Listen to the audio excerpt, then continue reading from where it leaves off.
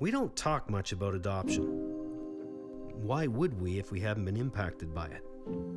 But some of the most beautiful family adoption stories are rarely told. They're couched in mystery and misunderstanding. I found out I was pregnant and I knew I wasn't ready. I was 19 and I was not ready. I was living at home still. We always wanted to have kids. It was always something we planned for. Yeah, even when we were younger, we talked about, we're like, oh, we'll have a child of our own, and we would then maybe adopt. Every person involved in adoption comes to it from a loss. Trust me, only a birth mother can make the decision to place a child out of a place of love. This is not odd, strange, or taboo. This is brave, authentic, and perhaps the most beautiful picture of love I've ever seen. Growing up, I always knew that I was adopted, but of course, the older I got, I was kind of like, oh, what is this? What does that mean? It was just a total unknown area for me. It's all about love.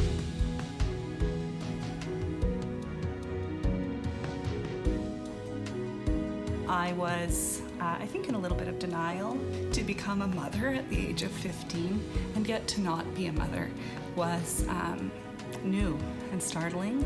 And so she knows that she's made this decision and she knows that it's for the child. I saw her for the first time and I was like, whoa, like we do look very similar. Whenever I see Colleen and Slav and Parker together, I see a family that I helped create in a way, and I see a family that I'm so proud of.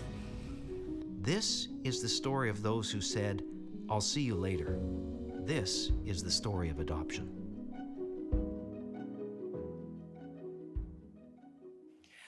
Well, joining me now is the director of I'll See You Later, Bruce McAllister, as well as the producer, Preston Pouteaux. Thank you so much for joining us. And wow, that's all I can say. I watched the whole documentary. I'm so moved by it. Preston, what led you to want to create a documentary on adoption?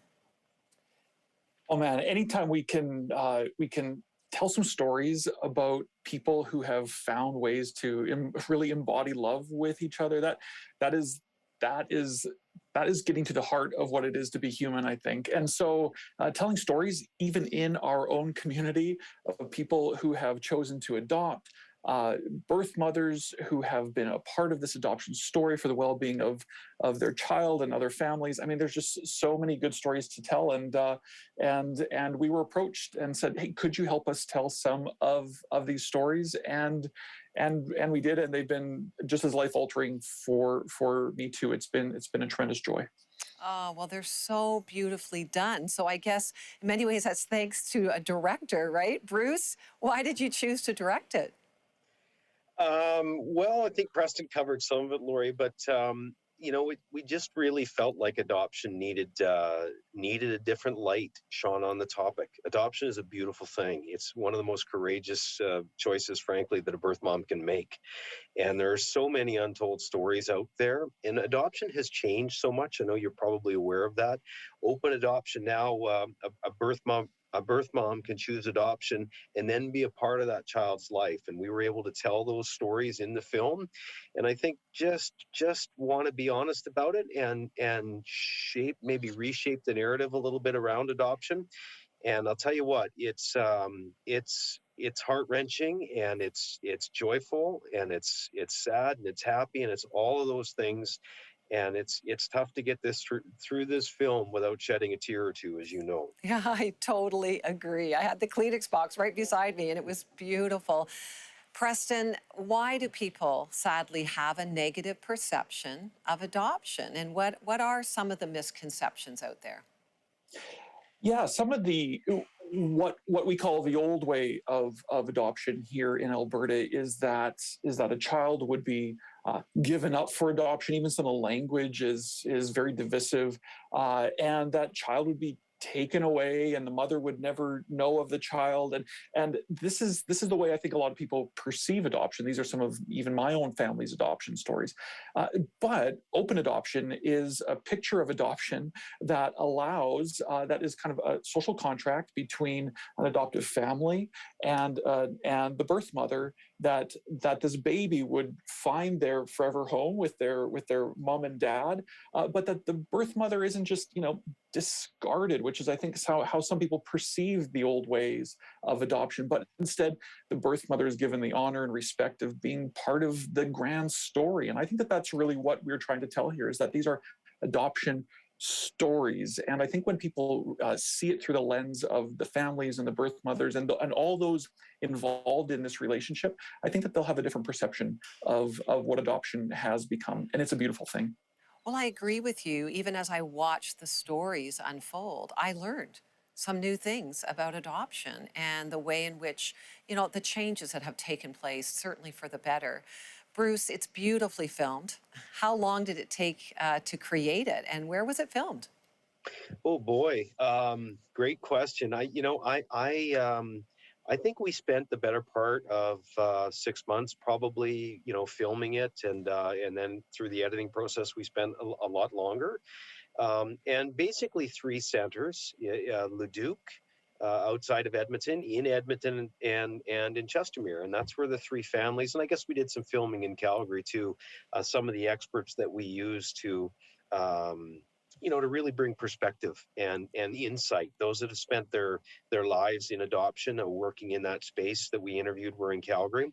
So it was all in Alberta, and 3 family stories, and then, as I say, a couple of experts that really understand it and frankly helped us to grow and learn and understand. You heard Preston talk about some of the language there earlier. I mean, these were things that we needed to learn as we put it together, and we really wanted to honor those people that have been through the adoption process from whatever angle they've been involved with, whether that's a social agency, whether they were adopted themselves or are trying to adopt, whatever it might be. So it's been a labor of love for sure.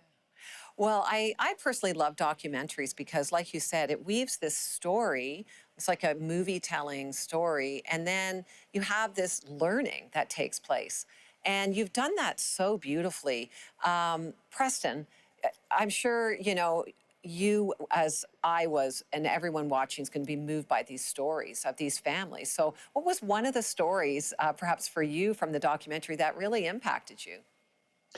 Well, this film started with a neighbor of mine, somebody who cares deeply about adoption because they adopted a girl, and they just had a beautiful story to tell. And so to know that even in our own neighborhoods, within our own church, within our own community, there's these adoption stories that haven't really had a chance to unfold and be told and given the honor due.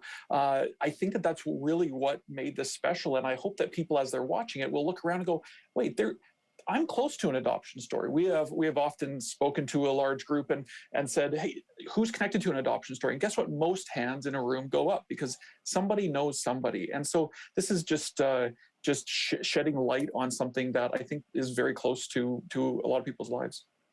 I think that's so true because as I was watching it, I was actually thinking of the people in my life, including my sister-in-law who was adopted, but that was close adoption back in those days. And then now recently friends who adopted, children in an open adoption. So there's so many beautiful stories, and I'm sure each one of us have some kind of experience. Well, we'll be right back because I want to continue this discussion with Preston and with Bruce and to hear more about I'll See You Later.